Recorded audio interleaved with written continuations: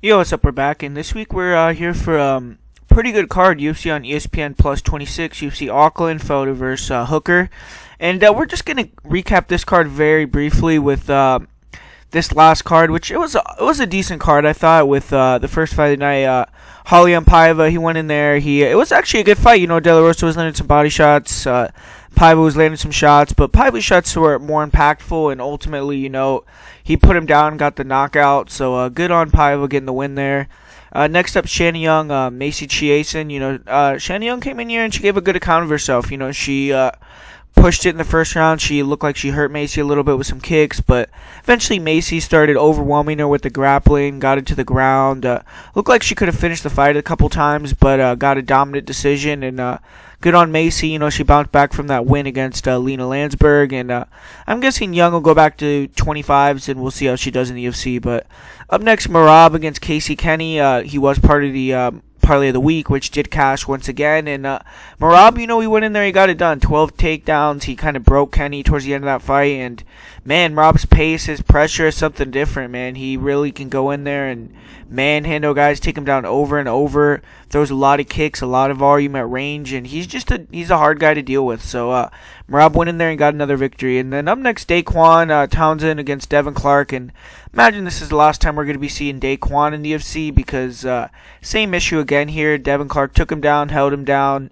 Daquan didn't really show anything, so Devin Clark got the win with his wrestling, and not really much to say there. Next fight here was the fight of the night, so congrats with Scott Holtzman and Jim Miller. It was a hell of a fight, and Holtzman just did a little bit more than Jim. I thought Jim squeaked that first round, but you could tell he was pretty tired, and then Holtzman put it on him a little bit in those last two. Jim had some spots. He was landing some straights. I thought he should have maybe worked some takedowns a little bit more, but Holtzman was able to walk him down, land the more impactful shots, probably the more volume, and he got it done there by decision. So good job, Scott Holtzman. And Jim Miller, man, he's still a tough out. I thought he looked decent in that fight.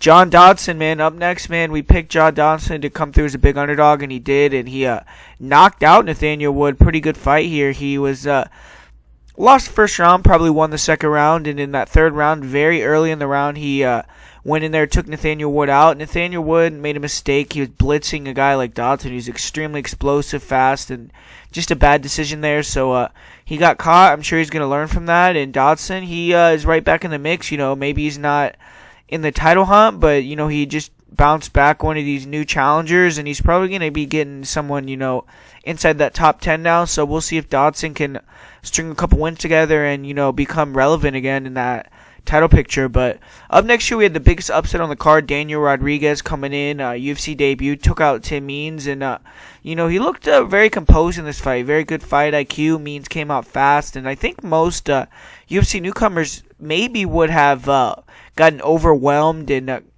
kind of gotten taken out early in that fight, but he showed very good composure. Eventually, he weathered the storm, landed a big shot at the end of the first round that rocked Means and took him out in that second round with the guillotine. So, big debut for Daniel Rodriguez. Tough loss for Tim Means, but yeah, I'm excited to see what Daniel Rodriguez does next. Up next, Lando Venata. Kind of a boring fight, but he got the win here over Yancy Medeiros, and Yancy just didn't really let the trigger go. Don't really think I don't know. Yancy, I don't know if he's still UFC caliber, but I would give him one more fight, test it out, and see what happens. But Lando went in there, and he kind of got an easy decision victory there. And, Lando needed that win as well, so good job by Lando. And, yeah.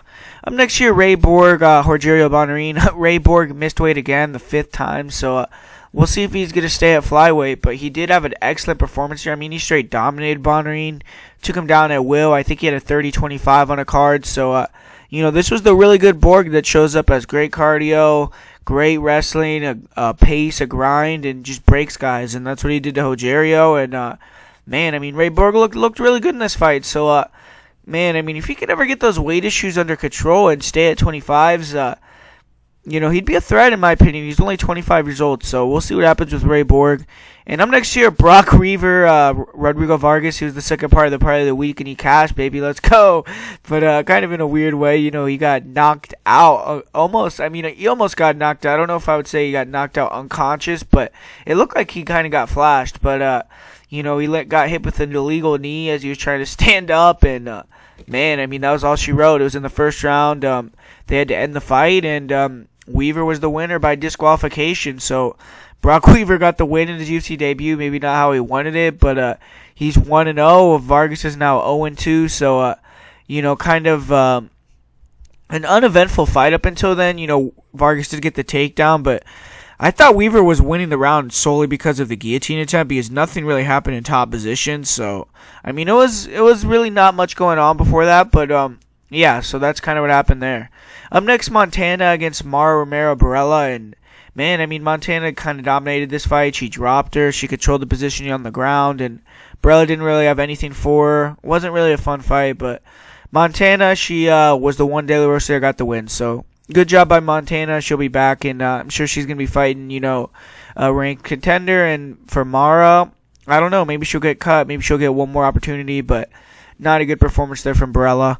And talking about bad performances, man, Diego Sanchez, Michel Pereira, and I don't know what Diego's doing in there. I mean, he was using like the force. I don't know. He was like defending with a real weird way, kind of just circling away. Really was not trying to engage very much. I think he was trying to get Michel to kind of like plant his feet and brawl with him in the pocket with hands instead of having him bouncing in and out, because I don't think he liked that speed, and he didn't like the jumping, and he did take some big shots. I mean, Diego still showed a decent chin there actually, but in that third round he got hit with an illegal shot, and looked like he kind of had that savvy vet move and got the win there, because he was saying it was an illegal shot. I think he even asked the ref if he was going to get a DQ win, and yeah, I mean, whatever, man. Diego's fought 32 times in the UFC. He's had some bloodbaths. He's had some great fights. So if he wants to, at the end of his career, get 2 paychecks, go home as a winner, that's Michel's fault for throwing the illegal knee. So I don't put it on Diego, but yeah, Diego got outclassed in that fight, but he ended up getting the win because Michel made a mistake in the third round. So Diego got the win there by disqualification.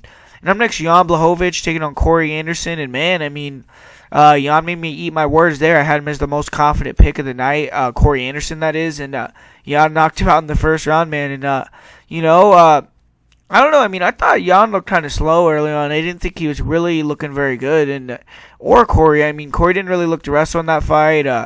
Who knows, man? I mean, Jan just caught him with the right hook. He threw a unset up leg kick in the pocket, got caught with the right hook, and got put to sleep. And, man, I mean, I've been defending this guy, Corey Anderson, a lot. I really came out and I've said, like, man, he got hit with the head kick. Jimmy Manuel was a KO artist. When he got knocked out by Gian, he only had, like, 3 fights. But, yeah, he doesn't have a great chin. I mean, finally, I'm going to have to admit that at some point. And he got knocked out cold again. So, man, I mean, we'll see if Corey can bounce back here. But really bad loss for his career trajectory and a great win for Jan. I mean, Jan had John there in the crowd. So, looks like maybe that's going to be the next fight. But, yeah, disappointing result for Corey Anderson there, and good result for Jan. But we're going to be moving on now to the UFC on ESPN Plus 26, UFC Auckland in New Zealand, Felder vs. Hooker. So make sure to, comment how you did last week, what you're looking to do this week, and, what you think of the videos, if you enjoy them, what you think I can improve, as well as, comment, like, subscribe, if you aren't subscribed already. But yeah, so the first fight of the night here, it is a women's fight with Xiaonan Dobson and Priscilla Cachoeira.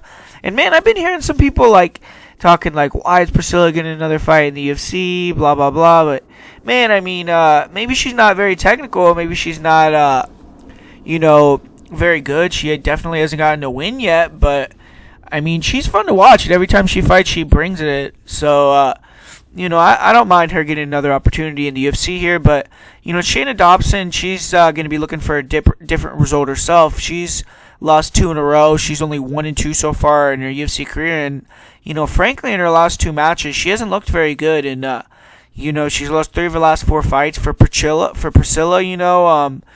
She simply kept her job, like I said, for being exciting. She's 0-3 in the UFC, but she always brings it. And, she has fought two tough competitors that are in the top 15 in Molly McCann and Valentina Shevchenko, so it's not like she's getting easy touches either.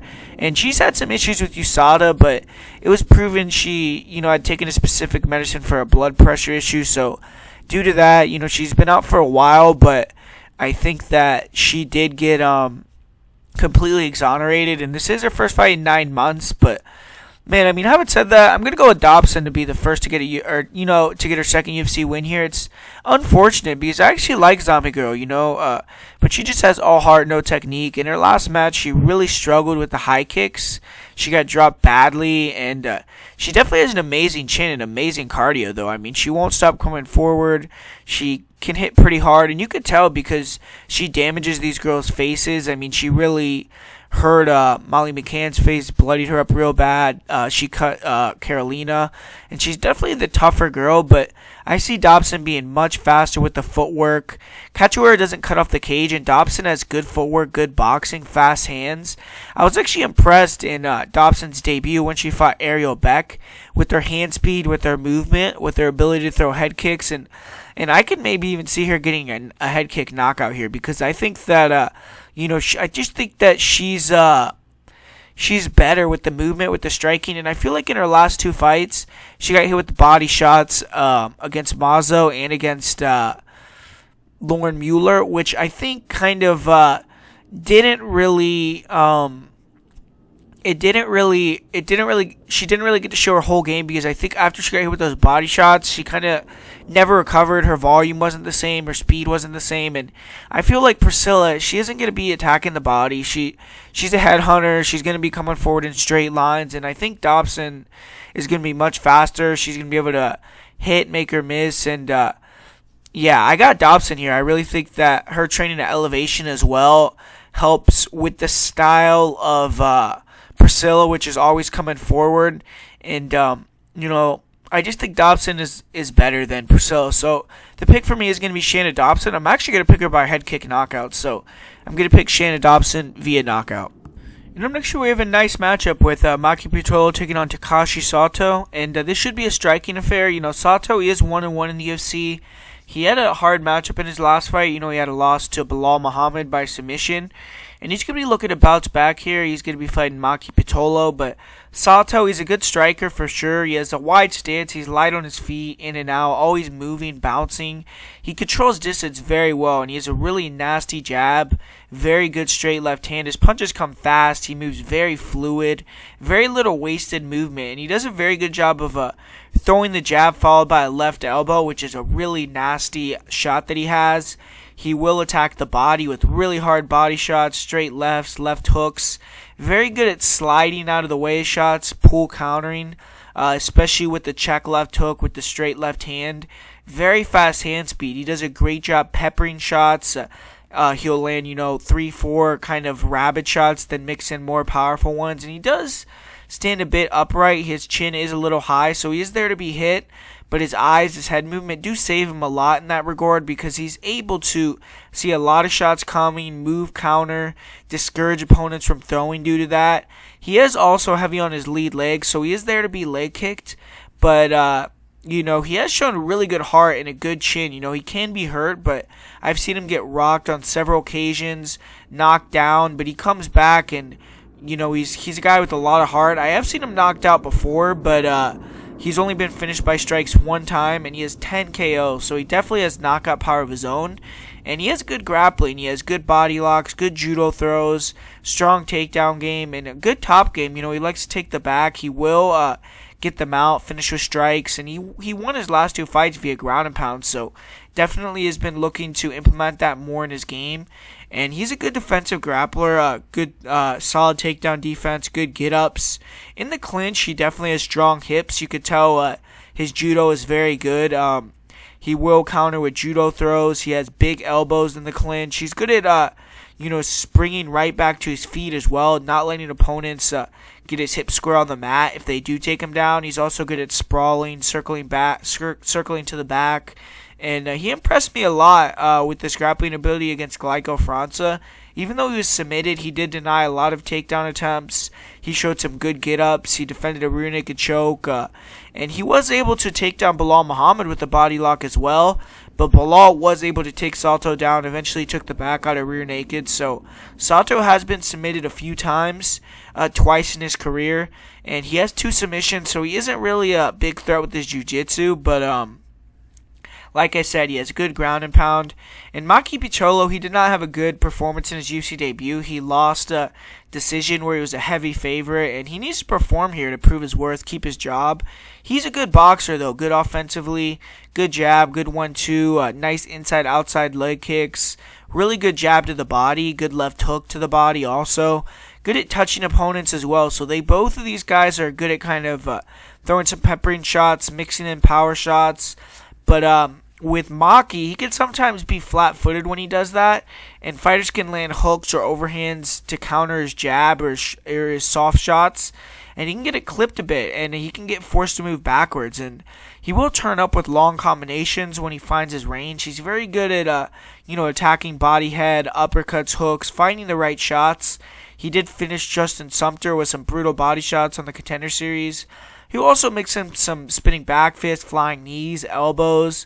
And when he backs opponents near the cage, he definitely is looking for the kill.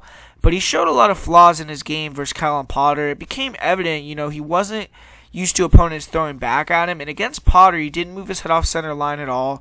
He was backed up very easily. And he was touching way too much. Potter just didn't respect the shots. He came over the top with power.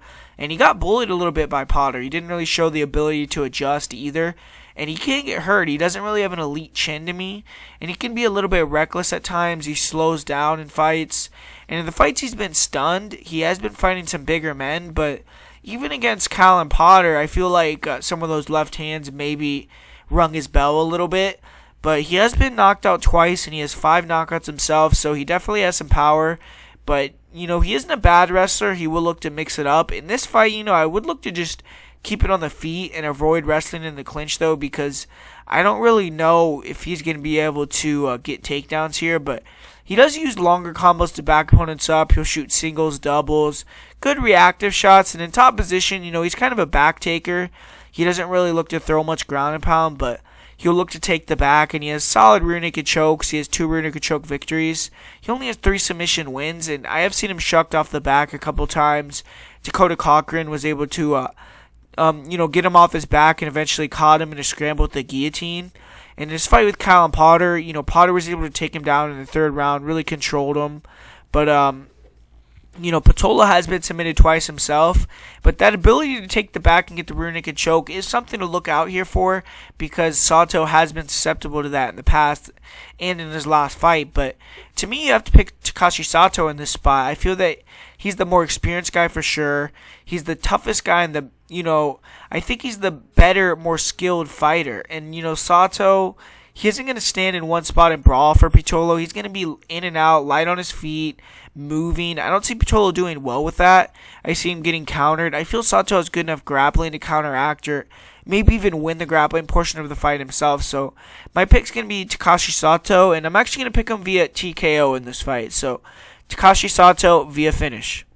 Man, up next here we have I'm kind of salty at the UFC for making this fight, man. I like both these girls' styles. I'm a fan of how they fight. I wish they didn't match up, and I think they're 2 of the more fun fighters to watch in the strawweight division, but here we are, Angie Hill taking on Loma Lookboonmee. Angie Hill, she's just letting the good times roll, man. She's saying fuck it. She's heading into another short notice fight. She's heading to New Zealand this time, and she's taking on a relative newcomer, a 4-1 girl, so she really doesn't care at all, man. I mean, she's out there taking any fight that they offer her, and you have to commend her for that, because she doesn't have to do that. She's kind of an established name in this division, and she's given Loma the rub, so if Loma goes in there and can beat her, she's going to jump right into the queue, like close to the top 15. So Angie, she's putting it on the line here. And she was able to knock off another, I would say newer breed opponent her last time out in Hannah Cyphers. At 34 years old, she's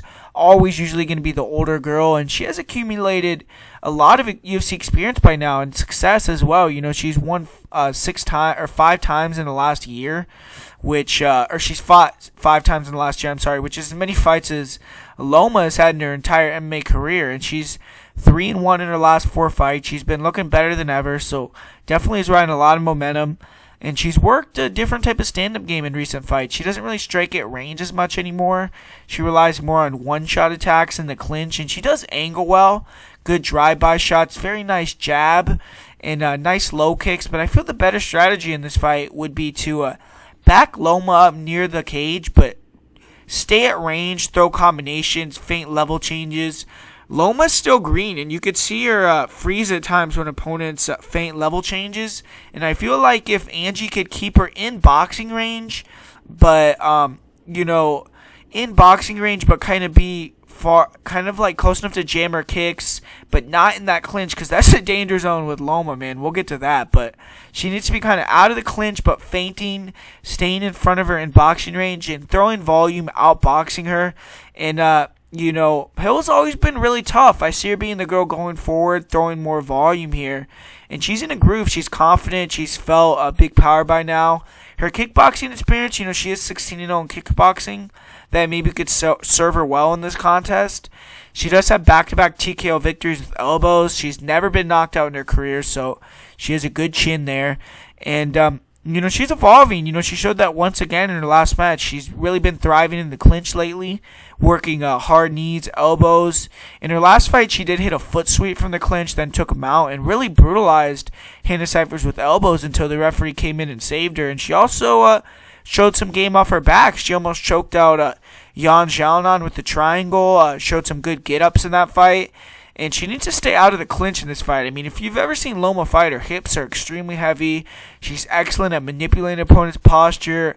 She'll batter them with elbows, knees, and that's the danger zone for Hill here. She needs to be all the way out, or in boxing range, kind of like, not all the way out, but in boxing range or on the ground. And if Hill can hit a takedown, I think she can get a finish maybe, because she's the bigger girl. Lookboonmee, she has made some mistakes on the mat in recent fights. Hill got a finish on the ground in her last fight, so let's see if she can do it again. Her cardio, to me, is kind of a question mark here. She has shown good cardio in recent fights, but she has gassed in the past. And having to travel a long way to Auckland, she's, having fought very recently. Who knows? Maybe it'll help her gas take, maybe it won't. I do feel, Hill's reached a point in her career where she's letting it all hang out there, and she's not beating herself anymore. So to defeat Hill, you have to be better than her. She just fought 3 weeks ago, so, it's pretty gangster she's going out there and doing this. But, Loma, she entered the UFC in style. She dominated Alexandra Abu. She sent her packing from the promotion as well. And that fight was a split decision, but fuck, man, I would want to see what that judge is smoking that gave the fight to Abu, because that's insane. But, Loma looked good. She's an underrated player in the division. She was originally scheduled to fight Hannah Goldie here. She was the favorite in that fight, but now she's entering as a 2-1 underdog. And she's fighting a veteran of the game, and she only has 5 MMA fights. None of her opponents have even had 10 fights, much less so. They haven't even had even close to the experience that Hill has. And, Loma's no rookie, though. She's been fighting Muay Thai since she's a small child. And she's very cool, calm, collected. You never have to worry about her performing. If she loses, it's going to be because her opponent takes it from her, or she makes a mistake in the grappling. But she's not going to go in there and, lose because of anxiety or because she's in her head. But, Loma, she's a traditional Muay Thai striker on the feet at range. She can start a little bit slow. She kind of needs to change her style a little bit, because she can be a little bit flat-footed. She can be low volume, but she has very nice feints, and she's very sharp. Sharp punches, sharp kicks. Her front kicks to the body and the head come very fast. They come hard, and she'll also throw really nice round kicks body head. Her body kicks have been caught at times, but she'll punch on one leg. She has good balance. Her low kicks are nasty, man, inside, outside. She can, just pick you apart as the fight goes on. And she gets more loose as well as the fight goes on. She'll start to open up a little bit more. When she gets hit, she rolls with a lot of shots. She's very hard to hit flush. She really doesn't have big power in her hands, and she's really looking to kick you more than she is to punch you. But if she kicks you in the head, she can knock you out. And she has 1 TKO in MMA so far. And she's an assassin, man, in the clinch. I mean, that's where she lives. When opponents try to take her down, you could really see how truly heavy her hips are. Her framing game is top-notch. She breaks opponents' posture, throws really brutal knees in succession to the body, big elbows, and she's ruthless with those knees. I mean, she's trying to finish the fight. She's throwing them over and over, and she also has some incredible foot sweeps, throws. Even though she was much smaller than Abu, she absolutely dominated her in the clinch, and she has nice body lock takedowns. She's actually showed a decent top game, but that was against poor competition. I mean, she was able to move them out and finish the fight from there. That is where she earned her 1 TKO victory. But in some scrambles, she has some bad stuff. She leaves her arms out there. She allows opponents to move into dominant positions. And I do feel overall Loma is a decent grappler and will improve, but in the jiu-jitsu realm, she's still not very savvy yet. So in the wrestling and in the clinch game, she's very good, but she hasn't filled in that gap with the jiu-jitsu 100% yet. I don't think her jiu-jitsu is bad or non-existent, but I just don't think it's very, very good. But her cardio, her composure is top-notch. She's always going to come to fight. And when I initially saw this matchup, I thought I was going to make a bet on Loma, but I kind of came off that after watching the tape. I think I'm just going to enjoy this fight. If you've watch this channel, like I said, I like picking Angie Hill, and, I think she has a fun style, and she's breaking the record here for most fights for a female in the UFC in 1 year. She has to be commended for that, and, she's going to have 3 times the experience of Loma, and she's seen the best of the best competition. She's fought girls like Tisha Torres, and, it's something Loma's never seen. I just feel like Hill, she's lost a little speed at range. She isn't as quick anymore. I think that's why she relies on the clinch more recently. And against most girls, I see that style working. In this fight, though, I just see Loma is a little bit sharper at the striking range. And I think in the clinch, she's going to dominate if it goes there. If Hill can get on top, she could get a finish. But I'm going to say Loma steals the decision by landing some nice flashy kicks, heavy knees, elbows, getting some dumps, and I think she's going to barely squeak by Angela Hill, maybe even a split decision, but I'm going to stick with Loma Lookboonmee. And I'm going to make sure we have a flyweight matchup with Kai Kara-France taking on Tyson Nam. And Kai Kara-France, he's coming back pretty fast. He's trying to wipe that bad taste out of his mouth from his fight with Brandon Moreno. And he got beat in the striking room in that fight, so I'm sure that put a chip on his shoulder, being that's his expertise. But Kai's very sharp, he's technical, and when you let him fight at his pace, he can roll over you. He likes to pick his shots, he goes forward, he uses pressure, he uses power to kind of discourage your forward pressure as well, and he has a really nice jab, and he will attack the body, slip and rip, touch and pull. He definitely has a crowd-pleasing style, and once he establishes his straight, he's very good at feinting it and using good footwork to control the center, but he really isn't a huge kicker. He does have nice technique on his kicks, very good high kicks, and he even has a cartwheel kick KO on his record, but definitely has big power in his hands, and when he sits down on his overhand or straight, he can knock opponents out with one punch. The issue he's really had in fights is pressure and hand speed. In France, he likes to load up on a lot of shots. He throws a lot of one-strike attacks. Moreno, he just had faster hands. He was able to eat the shots, walk him down. And France can be very defensive. He could shell up a little bit. And he is very dangerous in the first round. He has 8 knockouts in round 1. And he's had 10 knockouts in his career. So 8 of the 10 knockouts that he's had are in the first round. He did drop Brandon Moreno in the first round. And he's been TKO'd twice. But those both happened before 2012. So, those aren't really super relevant to me. He is a well-rounded fighter. He will look to mix it up and grapple, but that's not really his first choice. He likes to keep the fight on the feet, but when he gets pressured too much, he will shoot. And, France was able to hit a couple takedowns on Raulian Paiva. He hit a very nice double leg in the 3rd round. He had a big slam against Mark De La Rosa. But against Paiva, the pressure from Paiva did draw out some very bad takedown attempts from Kara-France that got reversed. And off his back, he was able to stay composed, get back to his feet, and he has a very good takedown defense rate as well. He has defended 88% of the takedowns in the UFC, and he's only been taken down twice in the octagon, and both were very briefly. And he will take the submission if he sees it, but he only has 3 in his career, so isn't a big threat there. He has been submitted twice, but the last time he was submitted was in 2014, so it's been a while. And he did look to tire a little bit in his last fight, and I feel in Auckland, though, he should be good to go. He won't have to deal with the travel, and I feel like he'll have better cardio here. He'll probably look a little bit sharper.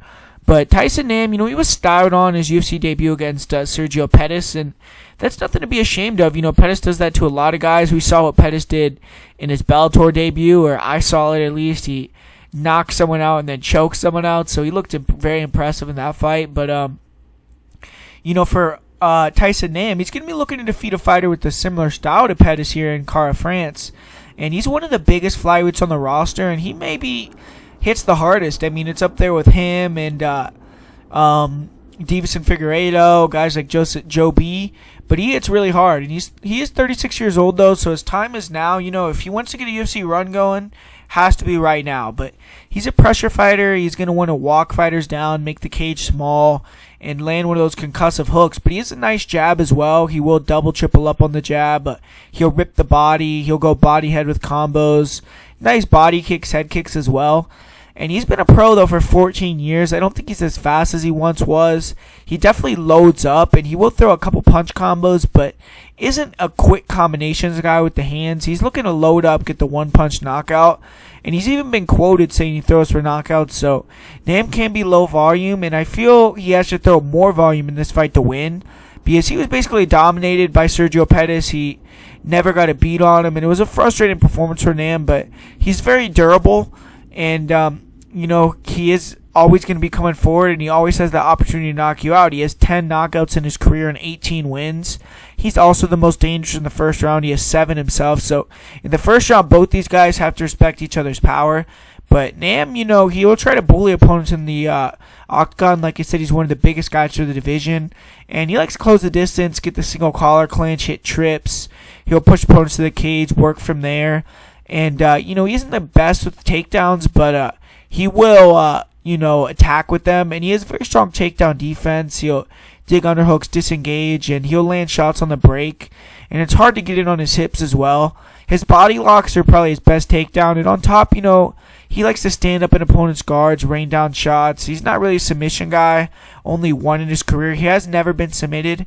He also has good cardio. He'll push kind of a similar pace for all 3 rounds.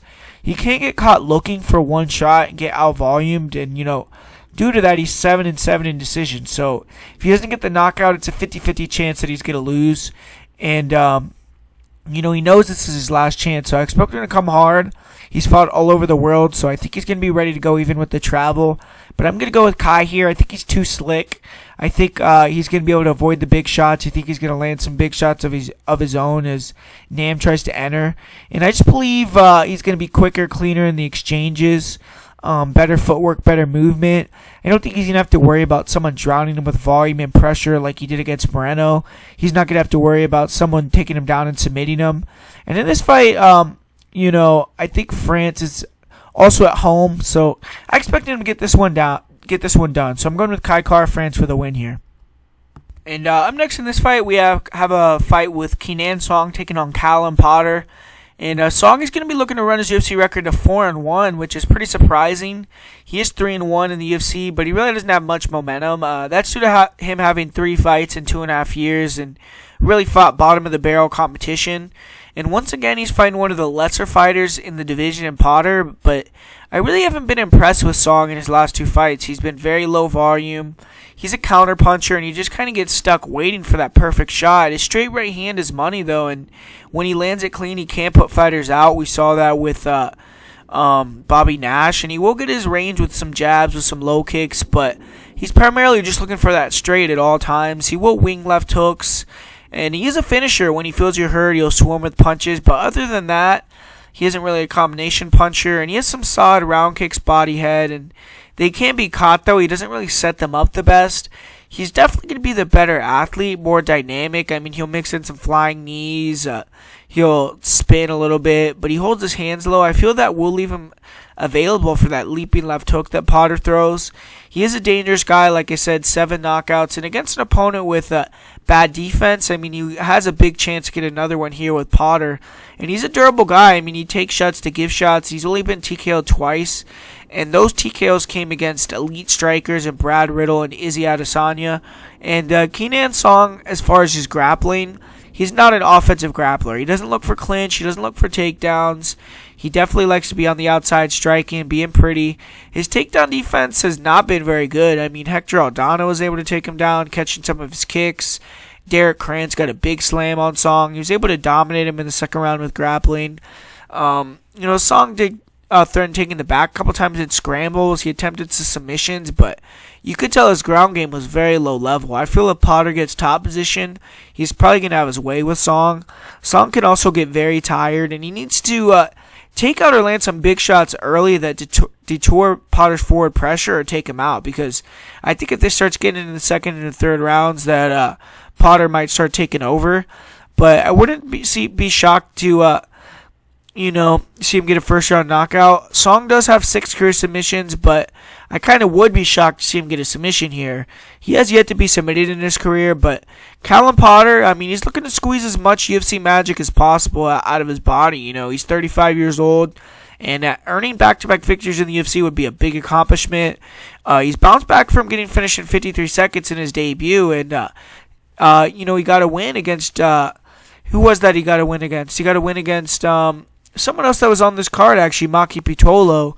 And, he's a deceptive guy. He isn't athletic, but he can explode in with some quick, powerful left hooks. And he'll explode into the left hook, use that to crash into the clinch. And his defense is not good, though. I mean, he comes forward, chin high, eats a lot of punches.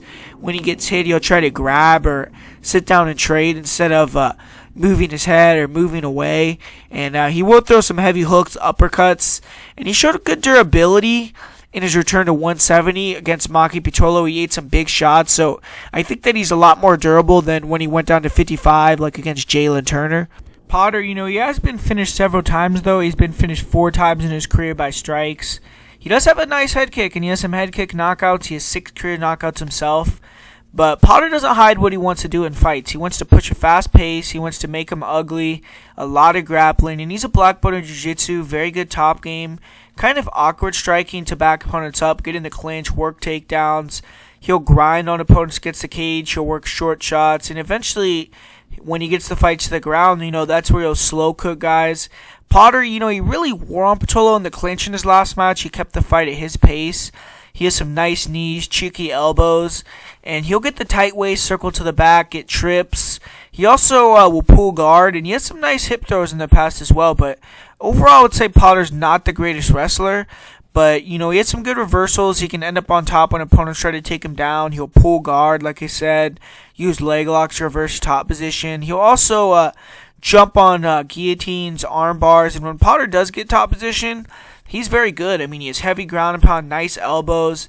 He passes the dominant positions quickly, likes to take the back, nice rear naked chokes, 10 submissions, and he's very dangerous on the mat.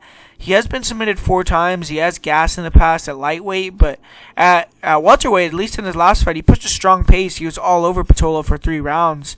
And, I actually can't believe I'm doing this, but I'm going to pick Callan Potter. I feel like he's another one of these guys, like his buddy Dan Kelly. It's a guy that was a perennial underdog. He looked like he probably shouldn't have ever won a UFC fight, but he won quite a few of them. And I just think that he needs to survive the early portion of round 1. And if he can get in one grappling exchange, I could see him finishing the fight or wearing out or damaging Song. Song's grappling looked extremely sloppy versus Krantz, and both guys were absolutely exhausted.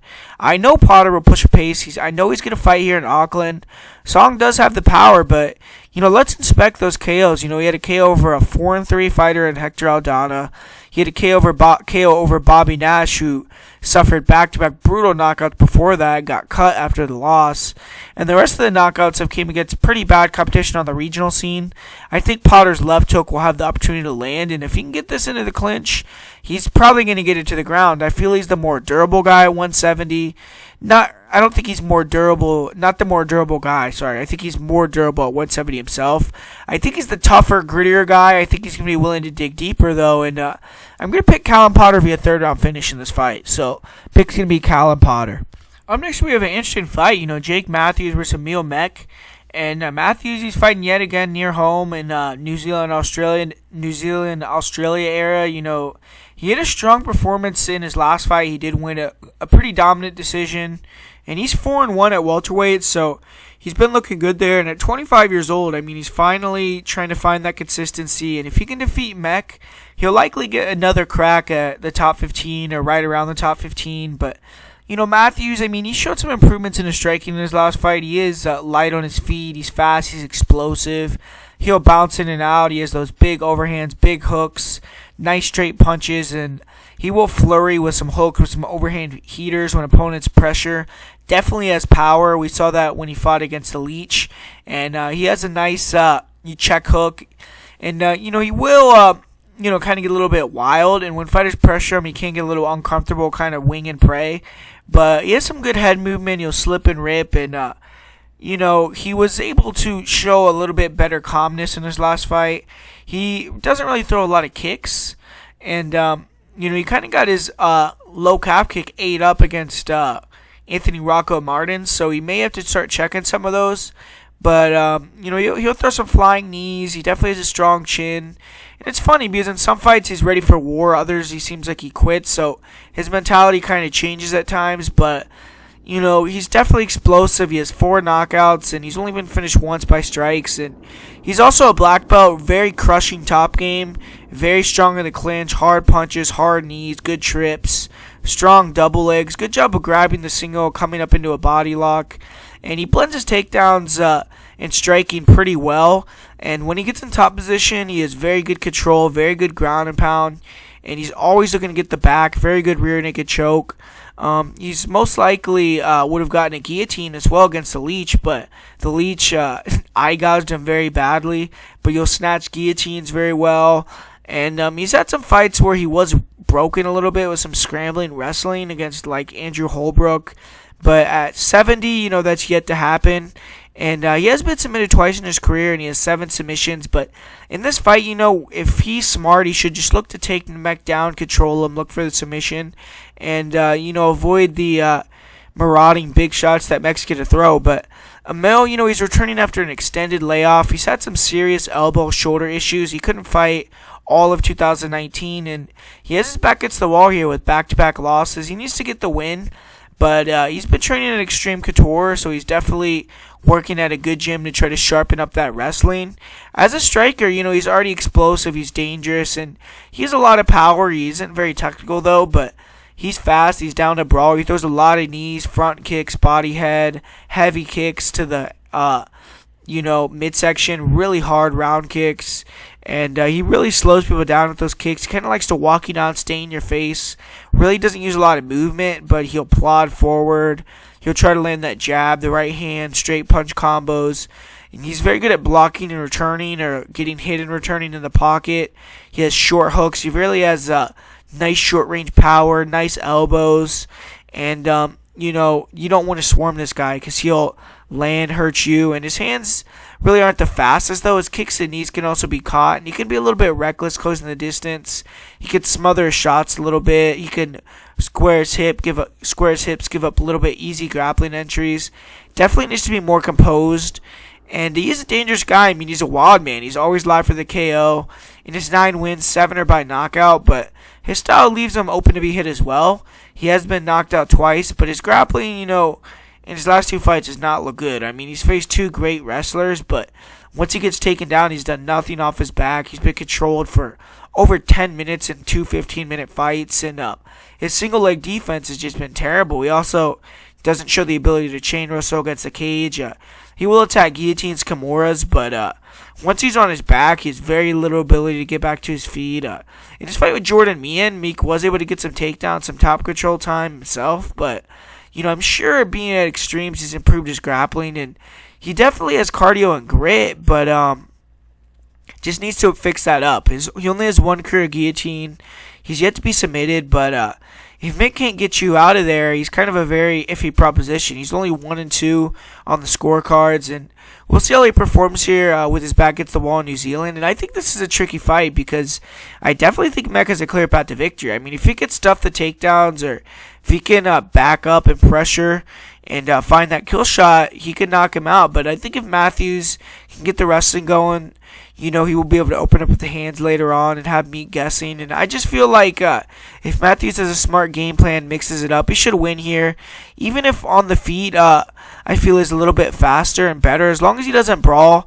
He's never been finished, so he is durable. He can crack himself. So I'm going to go with Matthews via decision. It's kind of hard to ever be confident in a guy like Matthews. I wouldn't lay the money on him, but the pick is going to be Jake Matthews. And up next, we have a fight with Jalen Turner taking on Joshua Coulibaly. And, Jalen Turner, he's had a rocky start to his UFC career. He's 1-2. He's still very skilled. He's dangerous, but he's kind of a glass cannon. In his 5 losses, he's been finished by strikes 3 times. And at 24 years old, his chin already being a liability is a little bit of a red flag. But he's going to be the way bigger opponent here, and he's only 5'8". Coulibaly is only 5'8". Turner's 6'3", and he's very long, he's rangy, he's a southpaw, he's dangerous, and he's good at fighting long using his reach as well. So he's a very nice 1-2, very good straight left hand, very powerful. I mean, when he lands, he puts people out. A very nice lead and check right hook. He'll throw the check right hook as he leans back. Good at maintaining range, but if opponents eat it and fire back, he is there to be hit by leaning like that. He will throw a left hook or a right hook left straight combination, and he's good at attacking the body, punches and kicks. He has a nice straight left, nasty left hook to the body, and really nice front kicks. He has nice spinning back kicks, flying knees. He'll throw some round kicks, question mark kicks, standing elbows. So very diverse skill set on the feet.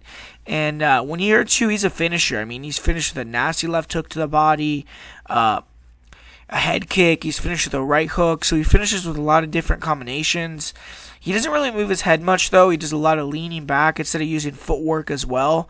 And like I said, he's been KO'd 5 times, including amateur fights. So that's a lot of times to be getting that chin checked.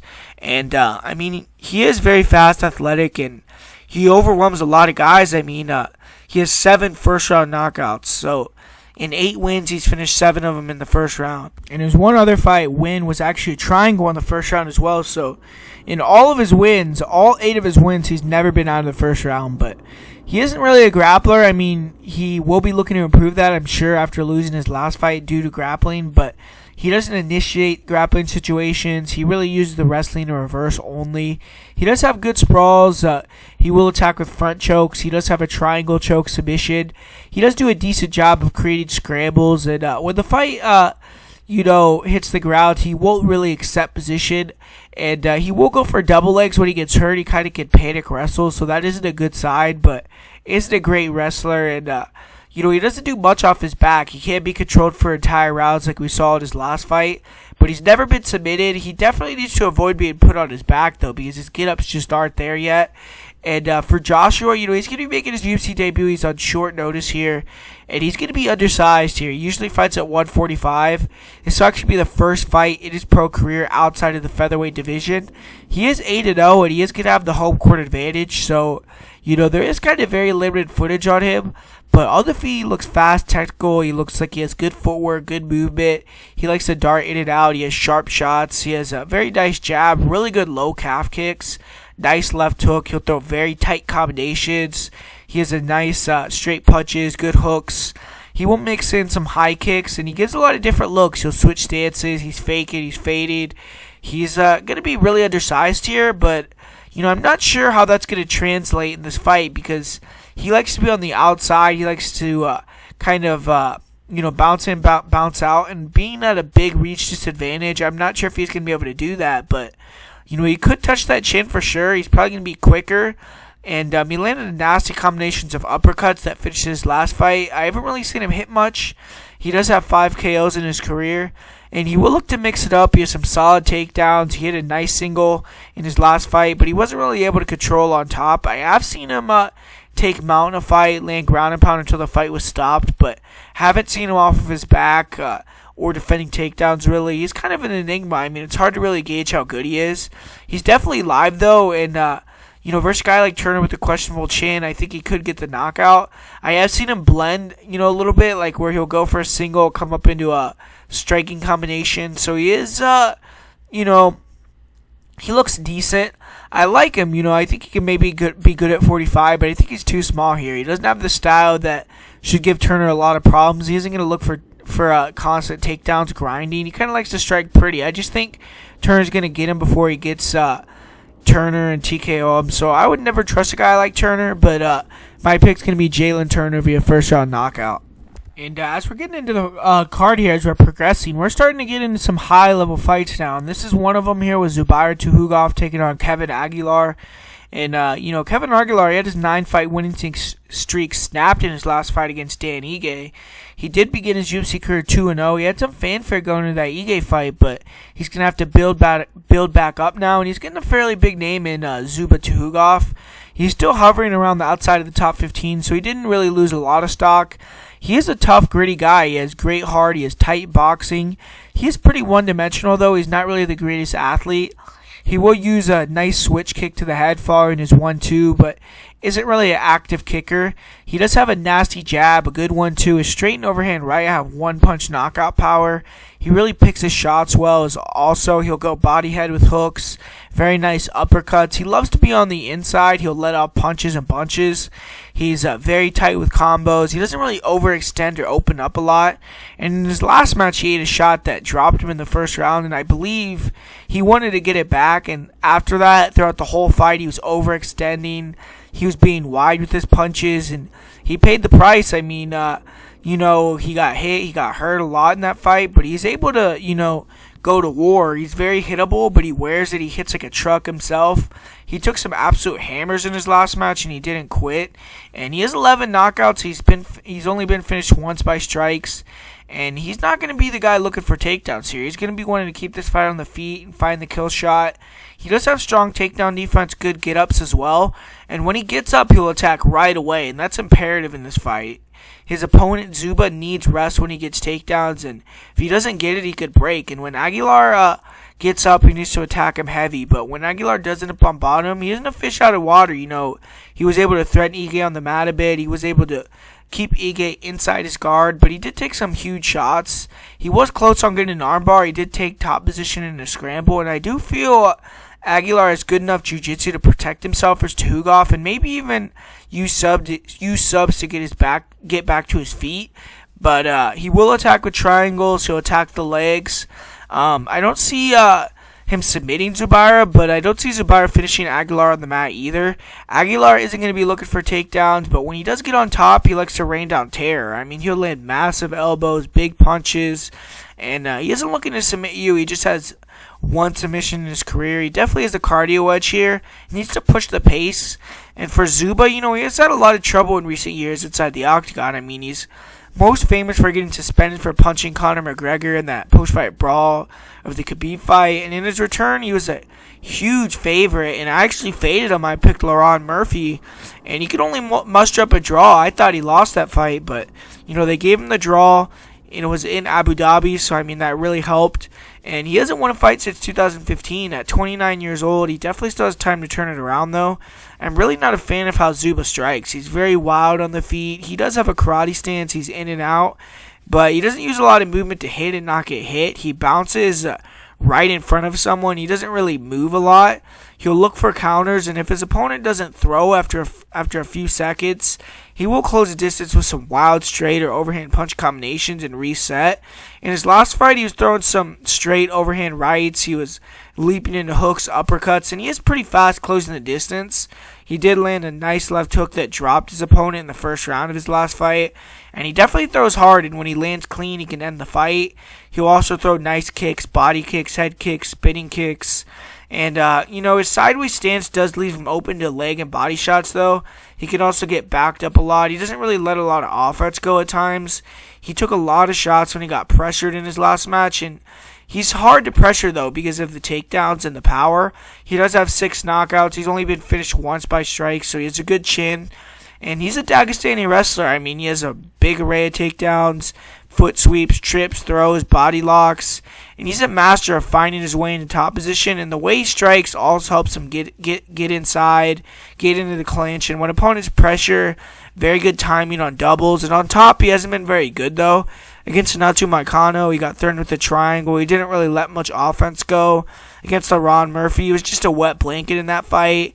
And he's good at controlling. He will Turk the legs. He'll control a wrist. He'll try to slide in a mount. He likes to control in half guard, but his jiu-jitsu is a little bit questionable. He has been submitted one time. He's has one submission, but he gives up a lot of opportunities. He'll get swept with Kimuras. He'll get threatened with guillotines, and he did show some extreme doggedness in his last fight. I mean, in round 3, he was not successful with many takedowns, but he controlled against the cage. He was spamming a lot of takedowns and showed a lot of heart there because you could tell he was really tired.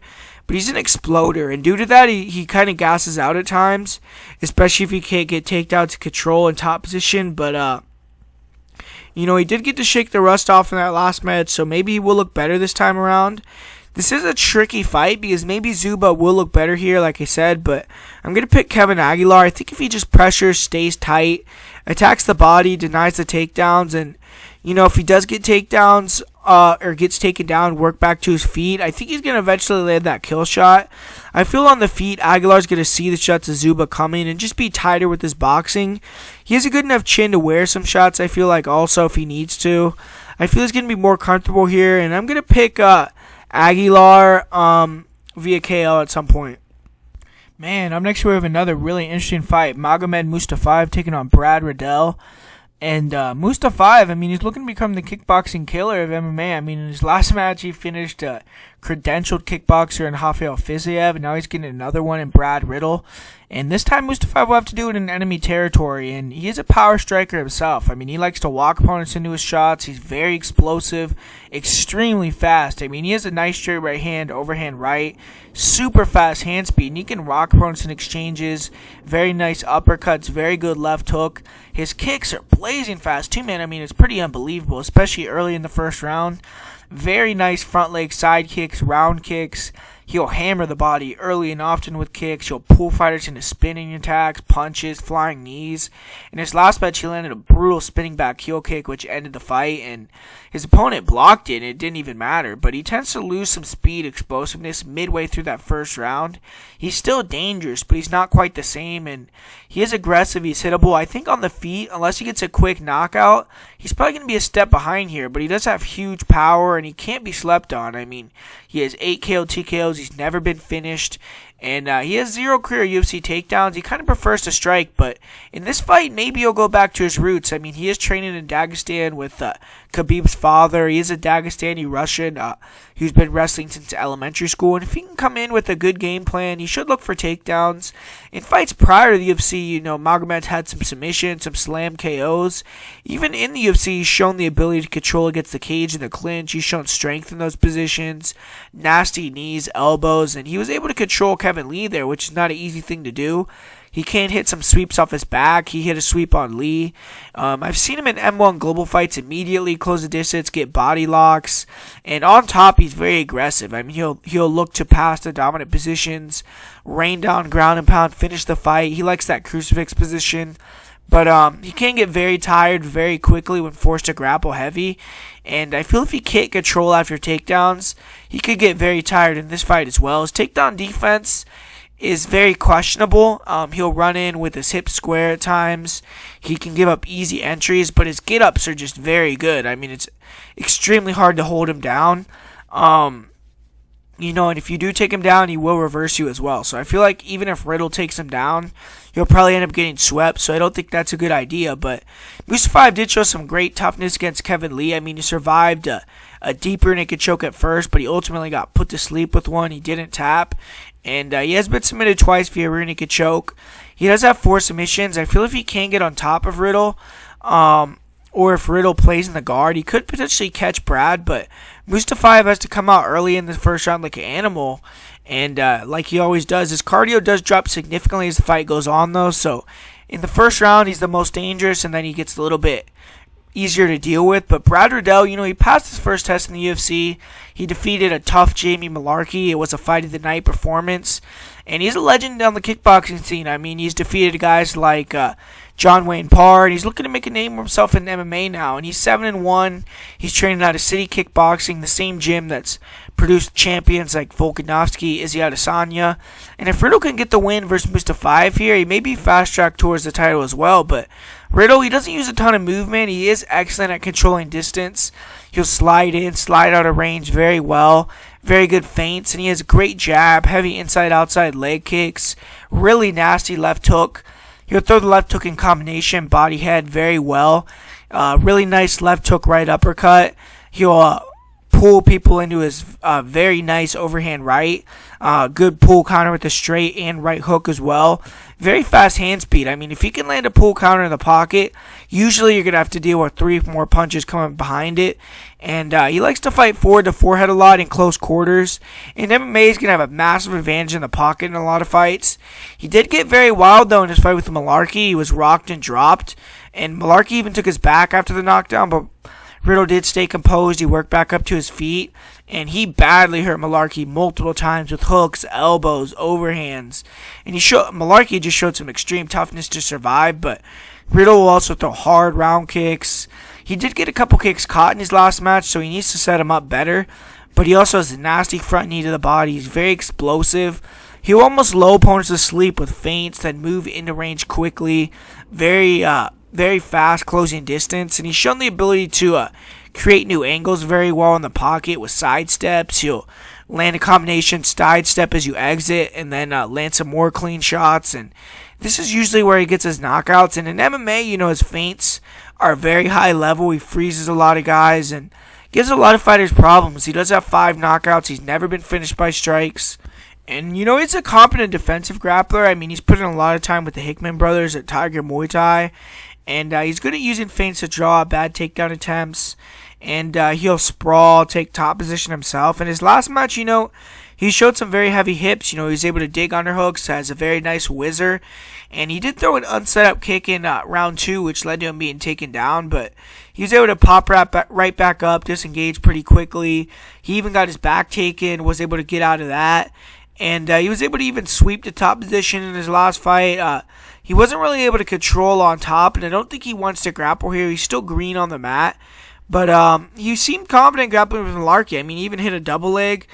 He has been working on his grappling. He's improved quickly, but here, he needs to keep it on the feet. He has been armbarred before, and he showed some strong cardio in his last match and good composure. But this should be an awesome fight. Riddle definitely has to be careful early.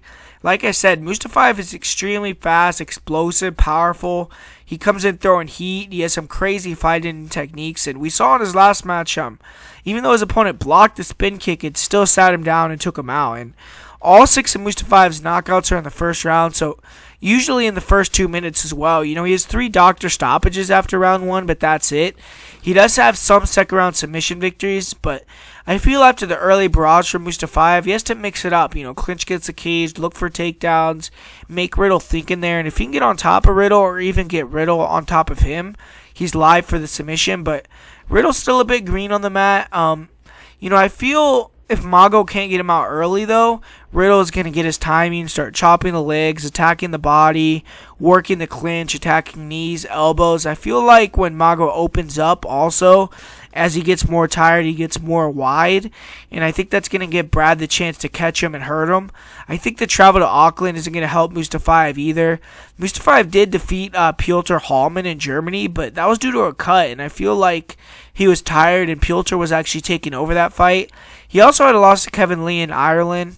He does have a win in Las Vegas over Joe Proctor, but outside of Russia, he's 2-1, and I feel like he gassed in two of 3 of those fights. I feel if Riddle plays it smart here early, doesn't get caught with any wild shit, he should start taking over and eventually win the fight. I don't think Mustafa can grind for 3 rounds, and if he is to win, I think it'll be a first round stoppage by sub or TKO, but my pick's going to be Brad Riddle to get a second round knockout in this fight. And up next we have a fight with KK Karolina Kowalkiewicz taking on Xiaonan. And man, it's kind of sad here because KK, I mean, I like KK. She's been fighting for a long time. She has some big victories.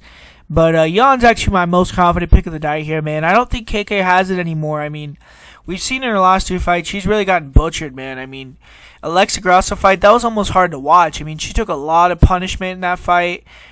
She really has been taking a ton of damage. I mean, that knockout that she took off Jessica Andrade was absolutely brutal as well. Her last 3 fights, I mean, she's gotten absolutely outclassed, where she got dominated by Watterson, she got knocked out by Andrade.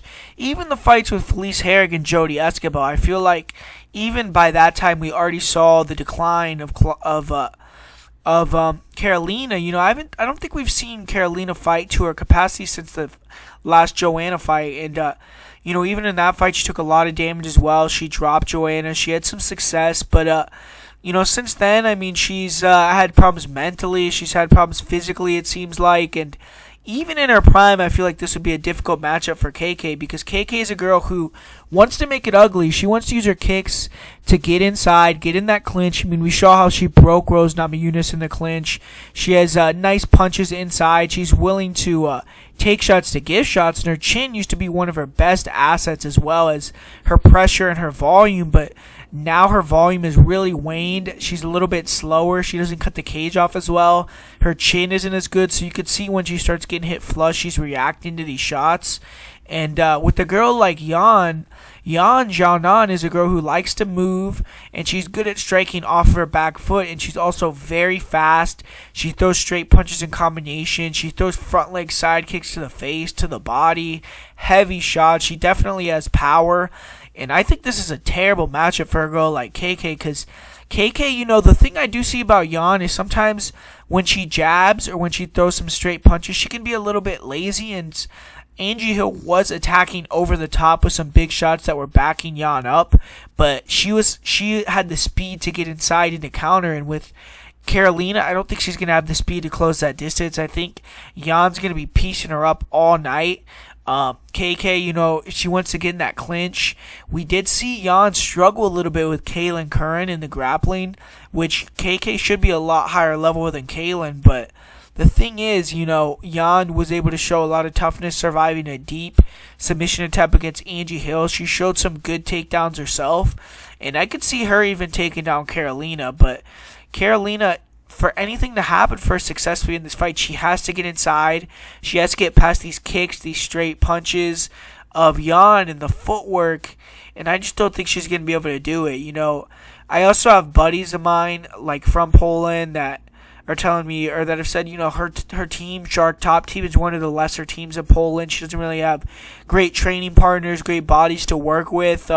She's 34 years old. She's had, like I said, taken a lot of damage. Xiaonan's the March Sharper. She's hits hard. She's going to be looking for the knockout. And, I'm going with Jan here to get the win. You know, usually when you're a girl from China or from Asia, you're going to have to be coming to the United States and having a big disadvantage. But actually here, you know, she is still traveling 14 hours to get to New Zealand, but KK is having to travel even longer, 22 hours. So KK is going to be having a really long flight over to Poland, and I just think Jan should win this fight. If she loses this fight, that would be a big statement from Karolina, but I think Jan's going to win. I think she's going to win easily. So pick's going to be Xiaonan via decision or via TKO.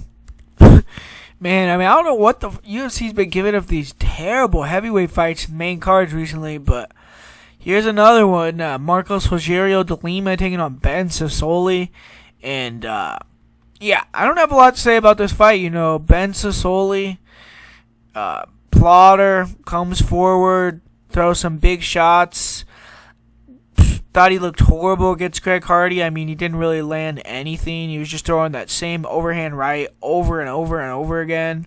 And, you know, Rogerio de Lima, I don't really think very highly of him either, but he has fought much higher level of competition. He is coming off that loss to Stefan Struve, which that's a little alarming, you know. I mean, he did drop Struve, but he gassed out very badly, and he's had an issue with that in fights. I mean, got taken down and submitted, but against Ben Soley, I don't know, man. I just don't think that he's going to have to really worry about someone throwing a lot of volume. I don't think he's going to have to worry about the takedowns. He's the better grappler in this fight for sure.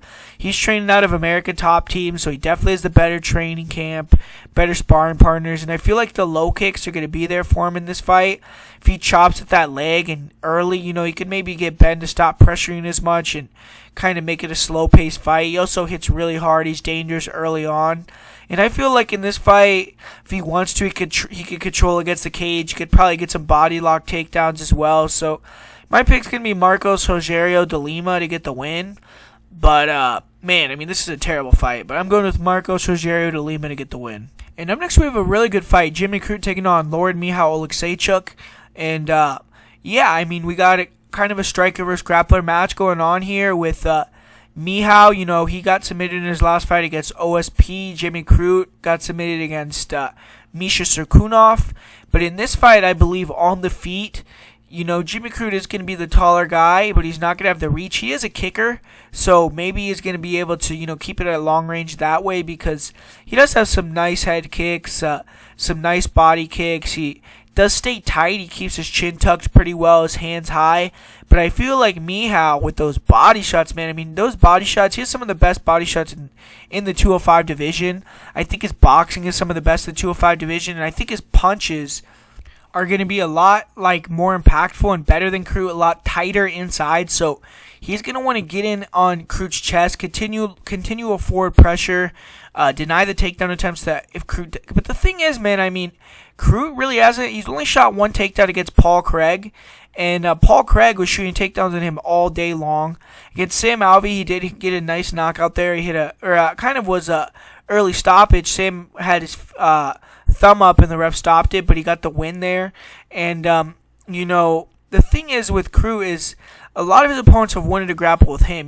Misha shot on him, took him down. Paul Craig took him down 3 times. He only took Paul Craig down once.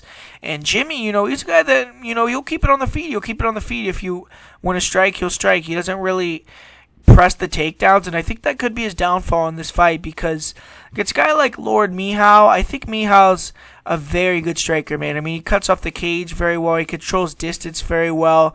That boxing inside, I think, is on a different level than Crute. And we've seen Crute, he struggles with body kicks. He struggles with attacks to the body, which is the specialty of Mehow Oleksiejczuk. And I feel like Mehow, if he can get inside box, I think that he's also going to be able to get late round takedowns, which I think that could be the way that he steals this decision, or even wins in a dominant way. Because I think that he could even get a knockout also. But I feel like if he is to win a decision, it's going to be him going out there, winning the boxing, being the guy walking Crute down, being in his face, attacking the body, getting him tired, maybe hurting him. And I think that he's going to actually have the ability to get late round takedowns, but I wouldn't get takedowns early in the rounds because Crute does have a good ability to sweep, and Mehow off of his back is going to be in danger if he gets put there. But, I feel like in this fight, I think it favors Mehow because I think Mehow's going to be able to keep it standing. I think he's actually the better wrestler here. Like I said, Crute only has one takedown in his whole UFC career, and I think Mehow is the better wrestler. I think that he is the better boxer as well and has the better footwork and forward pressure. I don't think he throws wide like Crute does at times. I think he's less wild. I think he's just a little bit more refined. I think he's a little bit better at this stage in his career. So, the pick's going to be Mehow Oleksiejczuk to get it done. And I actually think he could even get a finish here. So the pick's going to be Lord Mehow. But man, this main event is a fucking tree, right? 2 guys that go in there and they put it all out there. This is going to be a fight of the year candidate. This is going to be an absolute war. And that promo for this fight got me pumped, man. It looked like Hooker took those memes serious, man. I don't know why he got that pissed off about that, but man, it looked like Paul really hit a nerve there with him. And, Dan Hooker seems like he really wants to go there and knock Paul out cold. So maybe this is part of Hooker's game plan. Maybe he wants Dan to fight emotional, stick in the pocket with him and not move, not feign, control range. And maybe Hooker will do that. But if you look at Hooker, man, he works off that jab, man. He has a nasty jab. his jab, he always starts combinations with it, ends combinations with it. Really nice straight right hand as well. Great movement. He'll angle well. He keeps opponents on the end of his punches. He switches stances. He can jab off both stances. He'll also switch stance mid-combination, throw straight punches. And when he sees angles to catch opponents coming in, he'll throw big knees. He'll snipe shots. He knocked out James Vick with a big sniper shot. Great kicks, nice leg kicks, round kicks, snap kicks, good front kicks to the body. He knocked out Ross Pearson and Jim Miller with a knee. And he's a vet, man. I mean, he's great at picking the pace that he wants to fight at, feinting, controlling the distance, keeping it at his pace. I mean, his last fight, he battered Oleksiejczuk with low kicks. I mean, Oleksiejczuk's legs were mush in that fight. And he has 6 KO TKOs, so he's really, pretty good guy to get knockouts as well. And he also drops guys and gets submissions. And he was finished by strikes for the first time in his career versus Edson Barbosa. He took an ungodly amount of damage in that fight. I mean, to all parts of the body. I mean, he really kind of struggles with explosive strikers. And his legs are battered in that fight. He got hurt to the body with kicks. But Hooker, he's a good grappler. He's not really a wrestler. But he has good chokes, good sweeps when he does get to the ground. He has 7 career submissions. And he's pretty good. I mean, when he can get the fight to the mat, I mean, he took Oleksiejczuk's back. That front choke he had on Mark Giacchese was nasty. And, he's a dangerous guy on the mat for sure. But he's going to be taking on Paul Felder, who's been showing the best form of his career since going to Rufus Sport. And on the feet, Felder's very technical, but he's going to have a speed and explosiveness advantage here, which should be very helpful. Because in his last fight, Dan Hooker, he fought a guy in Oleksiejczuk, and we saw what he could do to a guy that doesn't have the speed and explosion advantage on him, right? He kept him on the end of his shots all night. He battered that calf and just dominated him with angles, with distance control. But I feel like Oleksiejczuk gave him a very basic look, wrestle boxer look. He wasn't as explosive or as light on his feet as Hooker or as Felder is going to be. And Felder's going to be able to get in, get out a lot faster. So this should be a better fight. And Felder has a nice jab, really nice left hook, really nice straight right hand. He has a nice one too. He will attack the body as well. Hard round kicks, step-in knees, spinning attacks. I mean, he's just very, very good. I mean, brutal low kicks. He'll throw spinning back elbows, front elbows. He really has big power, but I wouldn't really call him a knockout artist, especially in the UFC. Hasn't gotten a lot of guys out of there. He does have 10 knockouts, and he's extremely durable, man. I mean, extremely tough. I mean, he'll stay in your face if you land a big shot. He asks for more, never takes a backward step. He's never been finished by strikes. His one loss was a doctor stoppage, or his one TKO loss. And he's a good grappler as well. I mean, he's shown he's good in the clinch. He's good on top. He can avoid submissions. He dropped Stevie Ray with a massive knee. He has some of the best elbows in the business. He finished Charles Oliveira, who's an animal on the ground with some nasty ground and pound elbows. He was able to survive some huge, some very, very deep submissions. And he probably, along with Jeremy Stevens, has some of the best ground and pound in the sport. Good takedown defense, good get-up game as well. And he'll attack with arm bars when he gets taken down. He has been cut in the clinch. That is how he lost against Trinaldo. So, if Dan Hooker can land one of those big elbows in the clinch, slice him open, maybe that's a way he could get a TKO victory here.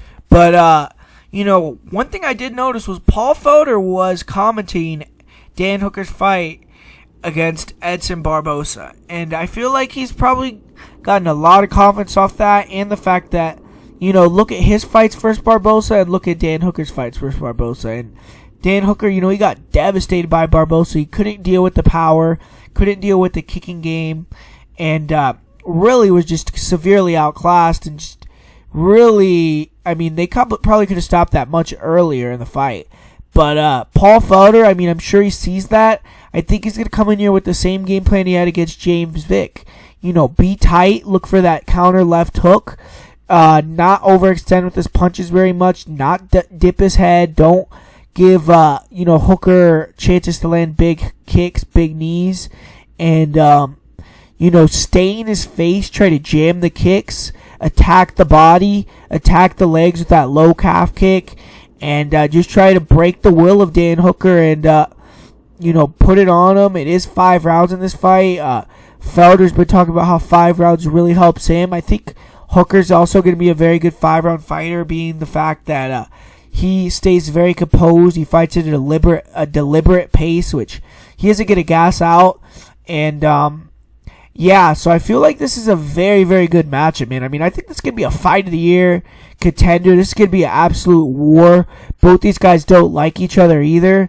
And, man, I just think that I'm having a hard time picking this fight, but I'm going to go with Paul Felder because I think he's faster. I think he's more explosive, and maybe he's going to have a power advantage. So I feel like maybe Felder is going to be able to jam the kicks, walk him down, attack those legs, maybe hurt Dan Hooker's legs, hurt him to the body, and just do a little bit more. But I think neither guy are going to back down. I think this could be 5 rounds of chaos, and one guy could get a knockout victory, but it's very hard to put either of these guys down. And I mean, this is just a fucking hell of a fight. This is one of the fights of the year for sure. But I'm going to pick Paul Felder via decision. Not very confident in this fight. I think it could go either way. And, man, if I were you, I would just not put a bet on it and enjoy the violence, because this is going to be a hell of a time to watch this fight. But as far as the plays of this card and who I'm liking, the parlay of the week for this card is going to be Xiaonan Dobson and Xiaonan. So it's going to be an all-women's parlay. Some of the bets that I already do have is I did place a bet on Callan Potter. I also have placed a bet on Brad Riddell as well. And as well as Xiaonan. I've placed a bet on her. And some of these spots that I'm looking at, Takashi Sato against Maki Patolo, that is a very close line, but I feel like Sato should get it done. I'm kind of looking at that line, thinking about maybe making a play on it. With Xiaonan Dobson, Cacio, I actually do think, I think Dobson is parlayable, man. I really do, because I think that she has an advantage on the feet, and I don't think that Priscilla's going to take her to the ground. I don't think Priscilla's going to attack her to the body where she's shown a weakness, and I think Xiaonan's going to be able to style on her. So I think Xiaonan has a big advantage there. Loma against Angela Hill. Like I already told you guys, I would just enjoy that fight, pass on it. France against Tyson Nam. Do think that France is going to get it done. Don't really like the number there, so just leaving that fight alone personally. Like I said, I do have a bet on Potter. For Jake Matthews and Meck, I think that's dog or pass. I really do. I know some people like Jake Matthews a lot, but I think it should be a dog or pass fight in that situation. I mean, we've seen Jake Matthews drop the ball too many times to trust him as that big of a favorite against a knockout guy. And Jalen Turner, Coulibaly, I think it's the same thing. I think it's a pass fight because of Turner's chin, but I do know a few people that are pretty confident that he's going to get it done there. This is another guy that I'm looking at as a potential bet, Kevin Aguilar. So that's someone else that maybe I'll put a bet on as the week goes on. But looking to see how he looks in the face-offs, how his sounds in the interviews and everything, and maybe I'll pull the trigger there. Do have a bet on Riddell, like I said. Have a bet on Xiaonan. If you're betting on Lima versus Benson Soley, good luck, man. But Jimmy Crude, Mehow, I'm just going to pass on that fight most likely. I do think Mehow should get it done. And then Felder versus Dan Hooker, I'm just going to enjoy that fight as well. But so parlay of the week, like I said, Xiaonan Dobson, Xiaonan. My most confident pick is going to be Xiaonan. And for the upset of the week, I'm going to say Callan Potter to get it done. So, thanks once again, guys, for listening. Make sure to hit that like button, comment, subscribe, and thanks for always supporting the channel. And talk to you guys later this week.